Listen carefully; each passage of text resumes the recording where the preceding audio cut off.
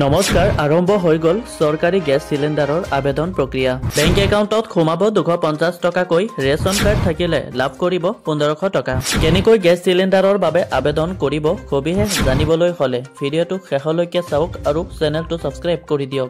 যদি আপোনাৰ ration card আছে তেন্তে প্ৰতি মাহে লাভ কৰিব পাৰিব 1500 টকা অৰুণোদয় আঁচনিৰ 1250 টকা আৰু গ্যাসৰ 250 টকা মুঠ 1500 টকা আপোনাৰ খাতাত থকা মোবাইলৰ জৰিয়তে আপুনি ঘৰতে বহি আবেদন কৰিব পাৰিব গ্যাস সিলিন্ডাৰৰ বাবে গ্যাস সিলিন্ডাৰৰ বাবে আবেদন কৰিবলৈ হলে আপুনি কেইটামান স্টেপ মানিব লাগিব আৰু এই স্টেপ কেইটাৰ জৰিয়তে আপুনি মোবাইলৰ জৰিয়তে আবেদন কৰিব পাৰিব গ্যাস সিলিন্ডাৰৰ বাবে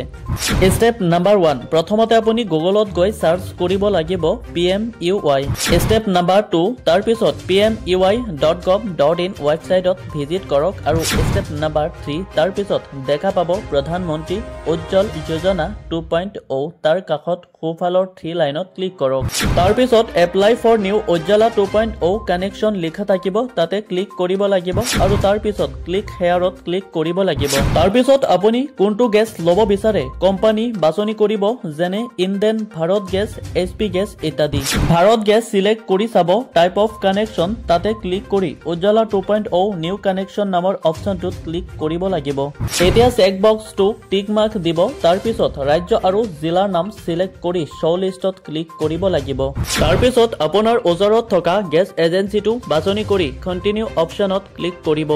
তাৰ পিছত মোবাইল নম্বৰ আৰু কেপচা কোড দি ভেৰিফাই OTP ত ক্লিক কৰিব তাৰ পিছত জেনাৰেট OTP ত ক্লিক কৰিব